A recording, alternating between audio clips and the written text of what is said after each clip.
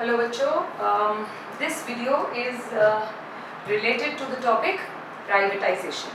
All right, so we are going to talk about privatization. This is the component of new economic policy which came in which year? You remember? In the previous videos we have done 1991. अब ये privatization पहले तो हमें ये समझना होगा ये है क्या. So you can get to know by looking at the name. It is something related to private sector. That is what is privatization means. Means private sector का आना market में. And do we remember last chapter में हमने क्या पढ़ा था? Major role था public sector का. Due to those reasons you need to remember, right? So अब private sector को हम invite कर रहे थे business में आने के लिए. Unlock the potential. You remember? हमने पिछले portion में पढ़ा है. So let's start with the meaning. So according to the notes, I am at question number 10. So when I say privatization, पहले तो आप एक बेसिक बात समझ लो, फिर आपको ये सारे नोट्स समझ में आ जाएंगे. Privatization हो कैसे सकता है? यानी how can private sector come in the market and produce? One way, जितने public sector थे, public sector undertakings थे, अब वो सबके सब तो प्रॉफिट में नहीं जा रहे थे. Majority of them were in losses, right? तो फिर क्या सोचा पब्लिक सेक्टर ने? पब्लिक सेक्टर ने सोचा कि क्यों ना हम ये वाले जो अंडरटेकिंग्स हैं, public sector undertakings which are in losses, why not to sell it to the private sector? Let them run this show. All right. So there are two ways to do that. One, completely selling the unit to from A person to B person, from public sector to private sector. तो क्या होगा? Public sector के नाम से change होकर वो private sector के पास चला जाएगा. पूरा का पूरा कंट्रोल जो पब्लिक सेक्टर के पास है, वो पूरा का पूरा ओनरशिप किसको चली जाएगी? प्राइवेट सेक्टर को. इस टर्म को यूज करेंगे transfer of ownership. When the transfer of ownership happens, when one person sells the entire unit to the other. Easy way to understand. Now supposingly I have a house and I sell that house to B person. All right. So I sold this particular house to B person. अब what happens is, अब इस घर पर right किसका रहा? मेरा कि उनका? उनका. तो क्यों? क्योंकि अब ये घर मेरे नाम से चेंज होकर किसके नाम पर चला गया? B person के नाम पर. This term is known as transfer of ownership. तो privatization का एक तरीका है ओनरशिप ही चेंज कर दी जाए, मतलब पूरे का पूरा यूनिट सेल कर दिया. There are the other methods also. The second way, मैंने पूरा का पूरा यूनिट उन्हें नहीं बेचा, मैंने उसका कुछ पार्ट सेल कर दिया. ये भी तो हो सकता है ना. जरूरी है कि प्राइवेट सेक्टर पूरे के पूरे यूनिट को ही बाय करे. ये भी हो सकता है प्राइवेट सेक्टर का नहीं, हम पूरे के पूरे यूनिट में इंटरेस्टेड नहीं है, we will take maybe half और मे बी 40% और मे बी लिटिल मोर 70%. और गवर्नमेंट कैन आल्सो से, जैसे आपको एक आइडिया, एक एग्जांपल लेते हैं. पंजाब स्टेट इलेक्ट्रिसिटी बोर्ड, इसमें क्या है? पूरा का पूरा पंजाब स्टेट के पास है, लेकिन जो कस्टमर केयर पोर्शन है वो किसे दे दिया गया? प्राइवेट सेक्टर को मैनेज करने के लिए. तो इसमें सेल नहीं हुआ. क्या किया? कुछ पार्ट, कुछ मैनेजमेंट का एरिया, कुछ सेक्शन में भी कंप्लेंट सेक्शन और में भी इंस्टॉलेशन सेक्शन, या कभी कभी तो बहुत सारी यूनिट्स में 50% 70% फंक्शंस को प्राइवेटाइज कर दिया गया. सो इस टर्म को कहते हैं disinvestment. So you have to, when it comes to learning privatisation, तो मीनिंग में अगर आप ये दो वर्ड भी लिख देंगे कहीं फिट करके, तो आपके मार्क्स पक्के हो जाएंगे. कैसे? प्राइवेटाइजेशन का मतलब होता है, सिंपल भाषा में समझा रही हूँ इसको, please don't try to crack. Privatisation का मतलब होता है पब्लिक सेक्टर यूनिट्स को प्राइवेट सेक्टर यूनिट्स को देना. In two ways it can happen. One, transfer of ownership यानी पूरा का पूरा बेच दिया. टू, डिसइन्वेस्टमेंट यानी कोई पार्ट बेच दिया. Any trouble? I don't think so. So let's reach to the notes. Alright, अब नोट्स में देखें क्या डिफरेंट है. प्राइवेटाइजेशन का मतलब है, मींस, अंडरलाइन कीजिए, ट्रांसफर ऑफ ओनरशिप. या तो यूनिट बेच दिया, जगह बेच दी, वो बिल्डिंग बेच दी, या मैनेजमेंट दे दी. जैसे मैंने अभी क्या कहा, customer care portion is given to private sector. So what have they given to them? Management of customer care. This can also be done. And control, पूरा control of public sector enterprises. To whom? To the entrepreneurs in private sector. I'm sure जो मैंने आपको बोला वही लिखा है. तो keywords क्या हैं? प्राइवेटाइजेशन होता है पब्लिक से प्राइवेट के पास जाना. कैसे जाना?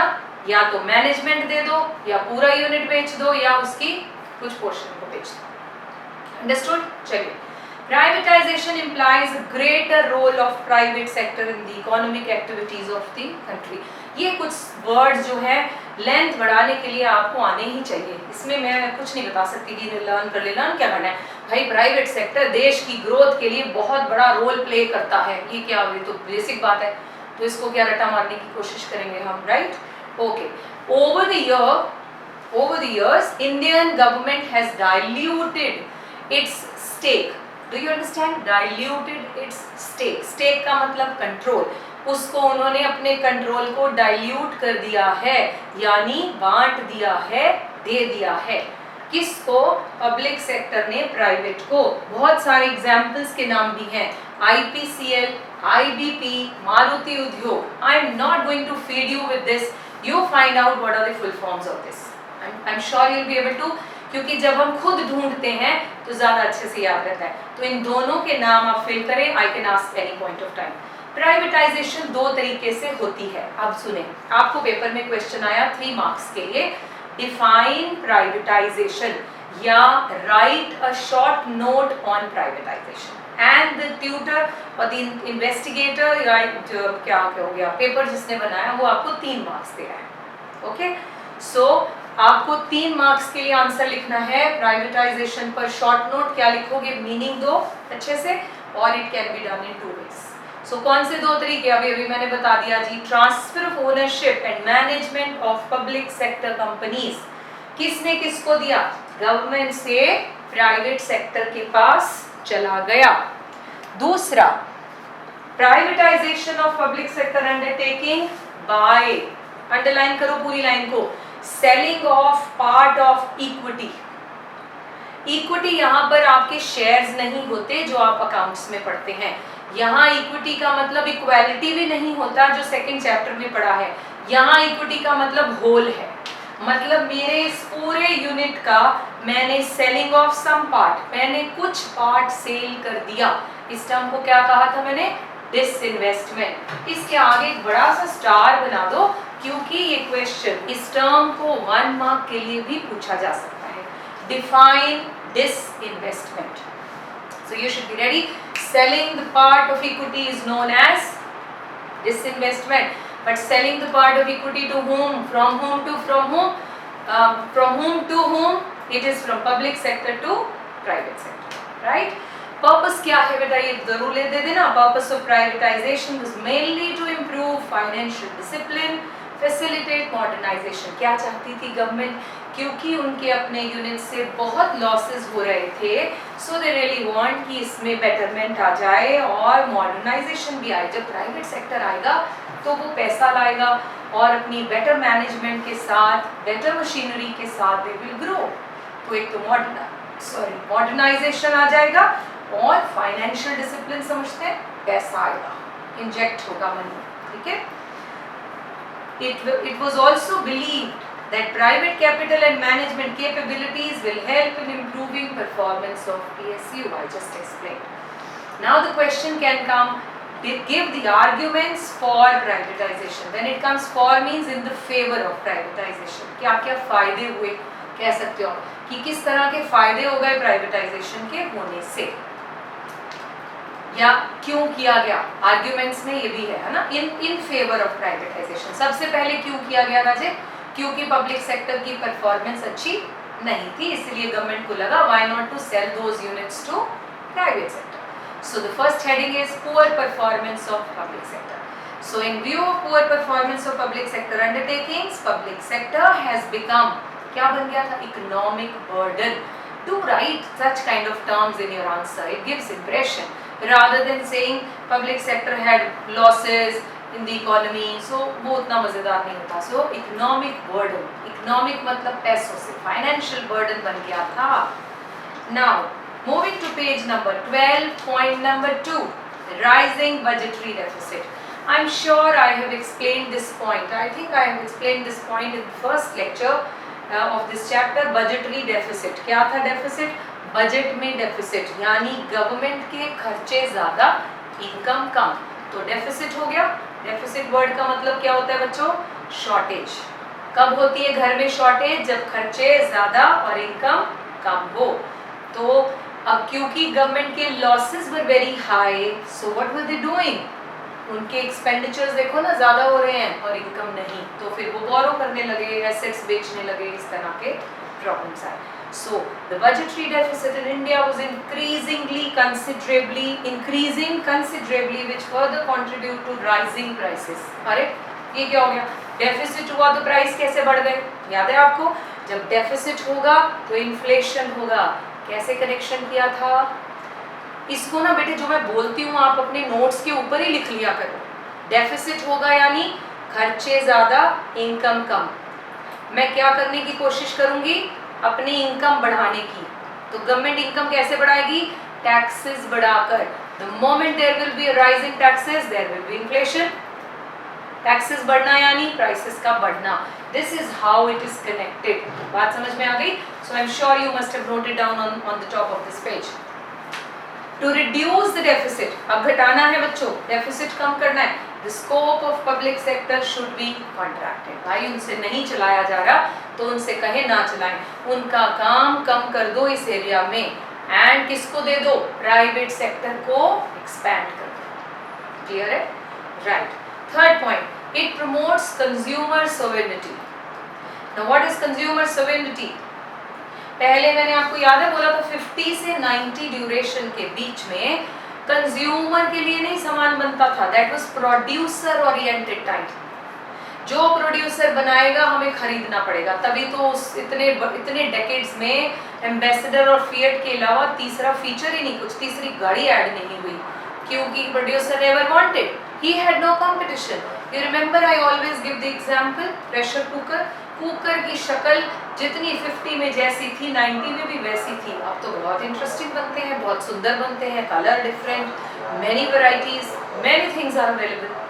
क्यों? क्योंकि पहले कंज्यूमर को सेंटर नहीं माना जाता था. Whatever producer is going to produce, consumer had no choice than to buy. Clear? लेकिन अब क्या होगा? जब प्राइवेट सेक्टर आएगा वो हम कंज्यूमर के हिसाब से बनाएगा. जो हम चाहते हैं वो बनेगा. क्लियर? सो ज्यादा प्रेफरेंस कंज्यूमर के चॉइस को दी जाएगी. So that is written, higher degree of consumer sovereignty means implies higher under choice and better quality of life. Under choice नहीं होगा बेटा, इम्प्लाइज more choices कर दीजिए इसको. So just change it. I don't know how this mistake is there. So just change it, right? So it implies more choices and better quality of life or better quality of product. Privatization expects private entrepreneurs to work in a competitive environment. देखिए government जब तक था, आई am sure मैंने बहुत बार आगे भी example दिया, जो गवर्नमेंट बैंक्स थे पहले सिर्फ गवर्नमेंट बैंक्स ही थे. हमें याद है 50 से 90 तक only government banks used to be there, या government organisations used to be there. BSNL, जिसमें अब अगर आपको फ़ोन लेना है तो आपको पहले जाकर वहाँ बुकिंग करानी होगी, पैसे सबमिट करने होंगे एज सिक्योरिटी, फिर वो लाइन में क्यू में आप रहेंगे, लोगों के घर 5-5, 7-7 साल बाद फ़ोन आता था. This used to be the state. Okay. Now अगर आपको गाड़ी भी लेनी है आपको बुक करानी पड़ेगी, फिर वो आएगी. राइट? इस तरह के एग्जाम. बैंक में भी if you have to deposit money in the bank you have to spend half of the day there, क्योंकि इतनी लंबी क्यू होगी, फिर वहाँ टर्न आएगी, फिर मैडम की टी ब्रेक हो जाती थी, या वहाँ बैठे हुए बंदे की क्लर्क की खाने की ब्रेक हो गई, और लोग वहाँ बेचारे परेशान होते थे. So there was no quality when it comes to public sector. लेकिन जब प्राइवेट सेक्टर की बात आएगी तो what do they ensure? First quality. They may charge a little high, but what do they ensure? The quality. आप private bank में जाइए वो आपको गेट से रिसीव करेंगे, हेलो मैम, आपको क्या कराना है, आपको एफडी बनवानी है, आपको साथ में एस्कॉर्ट करेंगे और आपको बड़ा अच्छा फील होता है और वाह, फिर then you don't mind even paying extra. क्यों? Because you are getting service. Immediately you reach to the bank, आपको वहां से लेके काउंटर तक बिठाकर, वहां भी वेटिंग ज्यादा नहीं, फटाफट से काम हुआ और आप फ्री हो गए। ऐसे ही बैंक्स, ऐसे ही मोबाइल्स आए। सो इस तरह से मॉडर्नाइजेशन आया। तो प्राइवेट सेक्टर जानता था कि गवर्नमेंट भी जानती थी कि अगर प्राइवेट सेक्टर आया तो चॉइसेस तो बढ़ेंगी, क्वालिटी भी इंप्रूव हो जाएगी, कंपटीशन भी आएगा and everything will be better. Clear? So these are the points in favor of privatization. इसको आप रीड कर लीजिएगा, यही लिखा हुआ है। Then comes the imperative losses. नुकसान क्या थे प्राइवेटाइजेशन के? क्या नुकसान है, आप सोचिए जरा। इनको क्या पढ़ना है बेटा, ये तो जनरल सी बातें हैं, ऐसे डिबेट में ही समझ सकते हैं हम। क्या नुकसान थे जी प्राइवेटाइजेशन के? देखो, प्राइवेटाइजेशन मैंने अभी क्या कहा, सर्विस तो मिलेगी लेकिन प्राइस पे करना पड़ेगा। क्या हमारे कंट्री का गरीब और जो वीकर सेक्शन है वो ये कर पाएगा? उनके लिए it is going to be expensive. So ignorance, weaker section को फायदा नहीं होने वाला है। ओके, दूसरा क्या होगा, चलो लेट्स रीड। राइट, पहला पॉइंट आ गया, आप इसमें क्या अंडरलाइन करोगे बच्चे? फर्स्ट में आते हैं, सोशल इंटरेस्ट नहीं रहेगा। Socialistic pattern of society means social interest, जो हमारी कंट्री का हमेशा टॉप प्रायोरिटी रहा है, क्योंकि we have very majority of the people who are, majority नहीं कहते लेकिन है, एक मेजर प्रोपोर्शन है जो पुअर है या बिलो पॉवर्टी लाइन है। So they are left to survive only as theoretical possibility, मतलब वो अपने हिसाब से भाई देखेंगे क्या करेंगे। It closes its practical relevance once PSUs are sold to private. एक बार जब बिक गया प्राइवेट के पास, फिर वो भैया भगवान भरोसे छोड़ दिए जाएंगे। वो अफोर्ड कर सकते होंगे तो ले लेंगे, नहीं तो फिर वो लेफ्ट आउट रह जाएंगे। ये इस लाइन का मतलब है, आप इसे अपनी भाषा में भी पिरोकर लिख सकते हैं। चलें आगे। सेकंड नंबर देखो क्या है पॉइंट, वीकर सेक्शन के साथ ही कनेक्ट किया। कैसे? हमने कहा जैसे ही प्राइवेट सेक्टर के हाथ में आएगा, प्राइवेट सेक्टर तो देखेगा अगर मेरे चीज की डिमांड है प्राइस बढ़ा दो। पढ़े थे आप इन क्लास 11 में, more the demand more will be the price. If you buy that product, if you like that product, they start charging more. अब कौन इग्नोर हो गया? रिच तो दे देंगे ज्यादा पैसा, लेकिन weaker section will be ignored. तो पहले में सेपरेट कर दिया, सोशलिस्टिक पैटर्न से हम बॉर्डर हो गए, अलग हो गए, उसको कॉन्सेंट्रेट नहीं कर पाए। और दूसरे में हमने किसकी बात की? Weaker section will not be able to buy. Alright, so it's written privatisation, free play of market forces. आपको याद है लास्ट ईयर आप ये पढ़े थे ये चैप्टर में, क्लास 11 में। What are the market forces? Demand and supply. This is the demand curve, this is supply curve. याद है बच्चे? इसमें क्या था? They will decide, demand and supply will decide the price. In a way अगर आप इसको ऐसे भी लिखना चाहें कि demand and supply fixes the price. If there is more demand, so private sector will charge high price. Because of that, the weaker section will not be able to afford the product and they will be left out of buying, या they will not be able to enjoy that service, something like that. ठीक है बच्चे? So in the process, goods are produced only for those. अब देखो किसके लिए बनाया गया सामान? जो उसे खरीद सकता है। बच्चे वैसे भी देखो, जो प्राइवेट सेक्टर है उसने भैया ये जो फैक्ट्री लगाई है या जो प्रोडक्शन कर रहा है, सोशल सर्विस के लिए तो नहीं कर रहा फॉर श्योर वो। और फिर हम ये भी पढ़े थे कि प्राइवेट सेक्टर जो है वो प्रॉफिट कमाने के लिए मार्केट में आया है। अब प्रॉफिट उसे सस्ता सामान बनाकर मिलता है या महंगा बनाकर? टाइगर के बिस्किट में प्रॉफिट ज्यादा है या डार्क फैंटेसी में? ऑफ कोर्स डार्क फैंटेसी में। तो फिर प्राइवेट सेक्टर को तो प्रॉफिट नजर आता है, तो क्या ज्यादा बनाना कोशिश करेगा? रिच के लिए। He may not produce more for poor, क्योंकि उसका सोशल वेलफेयर करना मोटिव कभी नहीं था। सो इन सारी बातों को क्लब करके आप इस आंसर में पॉइंट डाल सकते हैं। चलें आगे। Alright, let's turn to page number 13. Right, third point and the last point of privatisation, that is adverse effect on standard of living. अब भाई ये कैसे हो गया? क्योंकि यहाँ पर हम ज्यादा स्टैंडर्ड ऑफ लिविंग मासेस की बात कर रहे हैं बेटा, कुछ की नहीं। देखो कितने लोग जो हैं वो रिच हैं। पहले तो हमारे देश में सुपर रिच कैटेगरी है, फिर रिच कैटेगरी है, फिर हाई क्लास है, फिर आती है मिडिल क्लास, फिर वीकर सेक्शन, पहले तो आया पुअर, फिर वेरी पुअर, फिर वेरी वेरी पुअर, इस तरह से हम सेग्रीगेट करते हैं ना। तो रिच सेक्शन हमारा कम ही है बेटा, वो जितने का भी